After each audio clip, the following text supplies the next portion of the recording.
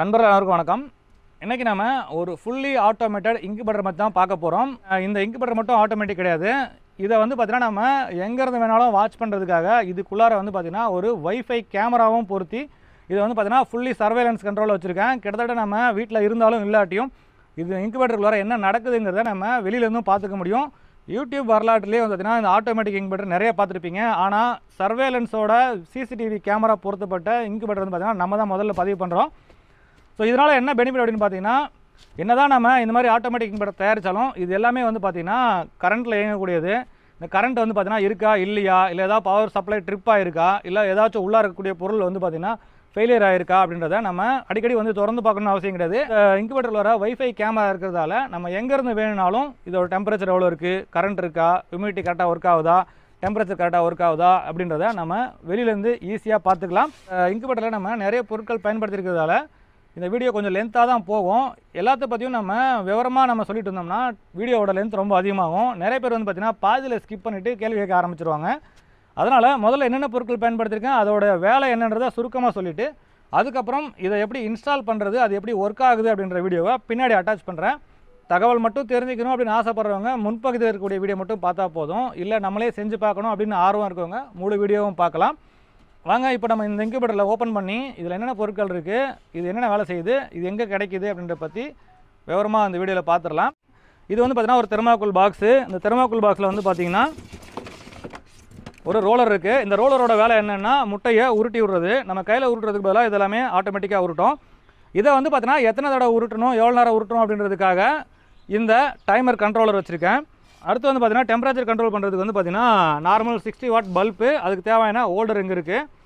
அடுத்ததாக வந்து பார்த்திங்கன்னா ஹியூமிடிட்டி கண்ட்ரோல் பண்ணணும். ஹியூமிடிட்டி கண்ட்ரோல் பண்ணுறதுக்கு இல்லை 2 சிஸ்டம் இருக்குது. 2 சிஸ்டத்தில் நீங்கள் எது வேணாலும் பயன்படுத்தலாம். ஒன்று வந்து பார்த்திங்கன்னா இந்த மாதிரி ஃபேன் சிஸ்டம், ரெண்டாவது வந்து பார்த்திங்கன்னா இந்த மாதிரி மிஸ்ட் கண்ட்ரோல் சிஸ்டம். இது ரெண்டில் நமக்கு எது வேணாலும் நீங்கள் பயன்படுத்திக்கலாம். அடுத்ததாக இந்த ஹியூமிடிட்டி கண்ட்ரோல் பண்ணும்போது அது தொட்டிக்கு தேவையான தண்ணி வந்து பார்த்திங்கன்னா வந்துட்டே இருக்கும். ஒருவேளை தண்ணி இல்லாமல் ட்ரையாக ஓடுச்சுன்னா உங்களுக்கு இந்த மிஸ்ட் கண்ட்ரோல்லாம் ஒர்க் ஆகாமல் போயிடும். அதனால் இந்த தண்ணியை வந்து ஆட்டோமேட்டிக்காக வர்ற மாதிரி பண்ணியிருக்கேன். அதுக்கு தேவையான ஃப்ளோட்டு, இதில் ஃப்ளோட்டும் பார்த்தீங்கன்னா 2 விதமாக பயன்படுத்தியிருக்கேன். இதில் எது வேணாலும் நீங்கள் பயன்படுத்திக்கலாம். இது வந்து பார்த்திங்கன்னா மேனுவல் ஃப்ளோட்டு, இது ரேட் கொஞ்சம் கம்மியாக இருக்கும். இது வந்து பார்த்திங்கன்னா கொஞ்சம் சென்சிட்டிவாக ஒர்க் பண்ணும். இது வந்து பார்த்திங்கன்னா கொஞ்சம் ரேட் அதிகம். இதில் எது வேணுன்றதை நீங்களே முடிவு பண்ணிக்கலாம். அடுத்தா பார்த்திங்கன்னா நம்ம என்ன தான் வெளியே டெம்பரேச்சர்லாம் செட் பண்ணாலும் உள்ளே கரெக்டாக டெம்பரேச்சர் ஹியூமிடிட்டி இருக்கா அப்படின்றத பார்க்குறதுக்காக ஒரு சின்ன இந்த டெம்பரேச்சர் ஹியூமிடிட்டி மானிட்டர் இது. ஜஸ்ட் இது பார்த்திங்கன்னா ஒரு கிளாக் மாதிரி இருக்கும். நீங்கள் இதை ஆன் பண்ணி உள்ளே வச்சிட்டிங்கன்னா உள்ளார எவ்வளோ டெம்பரேச்சர் இருக்குன்றதை நாங்கள் பார்த்துக்கலாம். சரி, இது வந்து நீங்கள் திறந்து தான் பார்க்கணும் அப்படின்னு அவசியம் கிடையாது.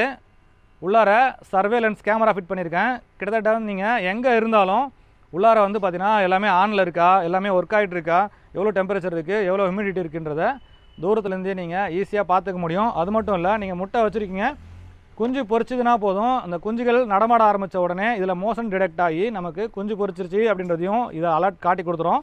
ஒருவேளை நீங்களும் இந்த மாதிரி ஆட்டோமேட்டிக் இன்குபேட்டர் தயாரிக்கணும் அப்படின்னு ஆசைப்பட்டீங்கன்னா அந்த பொருட்களோட லிங்க்லாம் வேணால் தேவைப்பட்டால் டிஸ்கிரிப்ஷன் பாக்ஸில் கொடுக்குறேன். தேவைப்படுறவங்க நீங்களே வந்து இதுக்கு தேவையான எல்லா பொருட்களும் ஆன்லைன்லேயே கிடைக்குது, நீங்களே வாங்கி அசம்பிள் பண்ணிக்கலாம். அப்படி இல்லை என்னால் வந்து பார்த்தீங்கன்னா இந்த எலக்ட்ரிக்கல் கனெக்ஷன்லாம் பார்த்தா தலை சுற்றுது, என்னால் வந்து இதெல்லாம் செய்ய முடியாது, எனக்கு ரெடிமேடாக இன்குபேட்டர் வேணும் அப்படின்னு ஆசைப்பட்டிங்கன்னா TFO ஃபார்ம் அப்படின்னு சொல்லிட்டு ஒரு யூடியூப் சேனல் இருக்குது. அவங்க வந்து பார்த்திங்கன்னா இந்த மாதிரி இன்குபேட்டர்லாம் வந்து செஞ்சு சேல்ஸ் பண்ணிட்டு இருக்காங்க. அது மட்டும் இல்லாமல் காடை குஞ்சுகள், கோழி குஞ்சுகள் எல்லாமே கூட சேல்ஸ் பண்ணிட்டு இருக்காங்க. அது மட்டும் இல்லாமல் அந்த காடை குஞ்சுகள், கோழி குஞ்சுகள் வளர்க்குறதுக்கு தேவையான கூண்டுகள், அதுக்கு தேவையான நிபிள்ஸ் எல்லாமே பார்த்திங்கன்னா அவங்க சேல்ஸ் பண்ணிட்டு இருக்காங்க. நான் ஆரம்பத்தில் காடை வளர்க்கணும் அப்படின்னு ஸ்டார்ட் பண்ணும்போது அவங்கக்கிட்ட தான் காடை குஞ்சுகள்லாம் வாங்கிட்டு வந்து நான் வளர்க்க ஆரம்பித்தேன். அவங்களுடைய கான்டாக்ட் லிங்க் வேணுன்னா டிஸ்கிரிப்ஷன் பாக்ஸில் கொடுக்குறேன். தேவைப்பட்டால் ஸ்க்ரீனில் டிஸ்பிளே பண்ணுறேன். தேவைப்படுறவங்க செக் பண்ணி பாருங்கள். அவங்க தமிழ்நாடு முழுக்கவே பார்சல் முறையில் இதெல்லாமே செஞ்சு அனுப்பிட்டு இருக்காங்க. இப்போ வந்து பார்த்திங்கன்னா நம்ம முன்னாடி இருக்கிறது வந்து பார்த்திங்கன்னா தெர்மாக்கோலில் செஞ்ச ஒரு இன்குபேட்டர். இதில் வந்து பார்த்திங்கன்னா கிட்டத்தட்ட 100 காடை முட்டை வைக்கலாம், அல்லது ஒரு 50 கோழி முட்டை வைக்கலாம். ஏன்னா நான் வந்து பார்த்திங்கன்னா குறைவான அளவில் தான் செய்கிறேன்றதால இந்த சின்ன பாக்ஸ் எடுத்திருக்கேன். உங்களுடைய தேவைக்கு தகுந்த மாதிரி நீங்கள் பாக்ஸோட சைஸ் இன்க்ரீஸ் பண்ணிக்கலாம். தெர்மாக்கோல் பாக்ஸ் யூஸ் பண்ணும்போது நமக்கு இந்த ஹீட்டை வந்து பார்த்திங்கன்னா வெளியே விடாமல் பார்த்துக்கும். அதனால் வந்து பார்த்திங்கன்னா நமக்கு கரண்ட் செலவு கொஞ்சம் குறையும். அதுக்காக தான் பார்த்திங்கன்னா இந்த தெர்மாக்கோல் பாக்ஸ் பயன்படுத்திருக்கேன். தெர்மாக்கோல் பாக்ஸ் வந்து பார்த்திங்கன்னா மூடியோட வேணும். இதெல்லாம் எங்கே கிடைக்கும்னா இந்த ஐஸ் ஃபேக்ட்ரிலாம் வச்சுருக்காங்களா அவங்ககிட்ட கிடைக்கும். அப்படி இல்லைன்னா இந்த மீன் குஞ்சுகள்லாம் வந்து விற்பனை பண்ணுறாங்க இல்லைங்களா, அவங்ககிட்ட கிடைக்கும். இந்த தெர்மாக்கோல் பாக்ஸில் இந்த இடத்துல வந்து பார்த்தீங்கன்னா ஒரு கண்ட்ரோலர் பொறுத்திருக்கேன். இந்த கண்ட்ரோலர் எப்படி பொறுத்தணும் அப்படின்றத வீடியோ சைடில் அட்டாச் பண்ணுறேன் பாருங்கள். இந்த கண்ட்ரோலருக்கு வந்து பார்த்தீங்கன்னா பவர் சப்ளை வேணும். இந்த பவர் சப்ளை வந்து பார்த்தீங்கன்னா இந்த ஒயர் வழியாக வரப்போகுது. கொடுத்துட்டு நான் இங்கே சுவிட்ச் ஆன் பண்ணேன்னா ஆன் பண்ண உடனே பார்த்தீங்கன்னா இங்கே கண்ட்ரோலர் வந்து ஆன் ஆயிடுச்சு பாருங்க.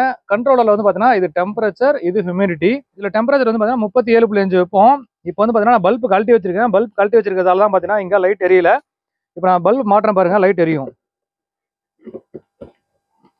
ஓகே, அந்த லைட்டு 37.5 ஆனதுக்கப்புறம் மறுபடியும் அது கட் ஆஃப் ஆகும். நான் இப்போ பல்ப் இருந்தால் எனக்கு இப்போ நான் உங்களுக்கு சொல்கிற டிஸ்டர்பன்ஸாக இருக்கும். அதனால் பல்பை கழட்டிடுறேன். இந்த பாக்ஸுக்கு தேவையான டெம்பரேச்சர் இந்த பல்ப் வழியாக வருது. இந்த பல்புக்கு சப்ளை எங்கே வருது அப்படின்னு பார்த்தீங்கன்னா, இதுக்கு பின்னாடி 4 பாயிண்ட் இருக்கும். அது வந்து பார்த்தீங்கன்னா இதுக்கு தேவையான பவர் சப்ளை இன்புட்டு.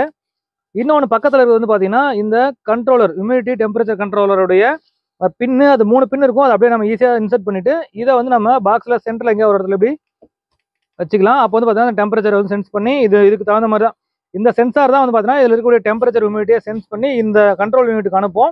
அதுக்கப்புறம் இந்த கண்ட்ரோல் யூனிட் டெம்பரேச்சரோ அல்லது ஹியூமிடிட்டியோ கம்மி ஜாஸ்தி இருந்ததுன்னா அதை வந்து கமெண்ட் கொடுத்து பின்னாடி இருக்கக்கூடிய இந்த 2 பின் வழியாக அனுப்போம். இதில் ஒன்று வந்து பார்த்தீங்கன்னா ஹியூமிடிட்டி, இன்னொன்று வந்து பார்த்தீங்கன்னா டெம்பரேச்சர் இந்த பிளக் பாயிண்ட்டுக்கு வருது. நான் ஏற்கனவே உங்களுக்கு காமிச்சிருந்தேன். ஹியூமிடிட்டி எங்கே போகுதுன்னா இந்த பிளக் பாயிண்ட்டுக்கு போகுது. ஸோ இந்த ஹியூமிடிட்டி போகும்போது என்ன பண்ணணும் அப்படின்னு பார்த்தீங்கன்னா, இந்த ஹியூமிடிட்டி கண்ட்ரோலரில் இந்த அடாப்டரை வந்து இன்சர்ட் பண்ணுவேன். அப்படி இன்சர்ட் பண்ணும்போது என்ன ஆகும்னா, நம்ம சொன்ன மாதிரி ஏற்கனவே மிஸ்ட் கண்ட்ரோலோ அல்லது இந்த ஃபேனோ வச்சுருந்தோம்னா அது ஆன் ஆகும். இந்த மிஸ்ட் எப்படி ஒர்க் ஆகுதுன்றது இல்லை தண்ணிலாம் ஊற்றி வைக்கணும். இப்போ வச்சா அது வந்து டிஸ்டர்ப் ஆயிரும். நான் உங்களுக்கு அடுத்து காமிக்கிறேன். இந்த ரோலர் தான் வந்து பார்த்தீங்கன்னா முட்டையை உருட்ட போகுதுன்னு சொல்லியிருந்தேன் இல்லைங்களா? இப்போ என்ன பண்ண போகிறேன்னா, இந்த ரோலர் வந்து பார்த்தீங்கன்னா உங்களுக்கு ஆன்லைனில் ரெடிமேடாகவே கிடைக்குது. இது வந்து பார்த்தீங்கன்னா ஃபுல்லாகவே பைப் தான். இது எல்லாமே ரோல் ஆகும். இதுக்கு இங்கே ஒரு மோட்டர் இருக்குது. இந்த மோட்டர் ஆன் ஆன உடனே இந்த எல்லா பைப்புமே ரோல் ஆகும். சைடில் ஃபுல்லாக பார்த்தீங்கன்னா உங்களுக்கு கியர் வீல் இருக்கும். நான் உங்களுக்கு தேவைப்பட்ட அதை டிஸ்மேண்டில் பண்ணதுக்கப்புறம் காமிக்கிறேன். ஸோ இப்போ உள்ளே வச்சுட்டு நம்ம இதில் முட்டையெல்லாம் அடக்கிக்கலாம். இந்த பிளக் பாயிண்ட் வந்து நம்ம டேரெக்டாக கொடுத்தோம்னா பார்த்தீங்கன்னா இது ஃபுல்லாக ரோல் அவுட் ஆகும். உங்களுக்கு நான் காமிக்கிறேன் பாருங்க.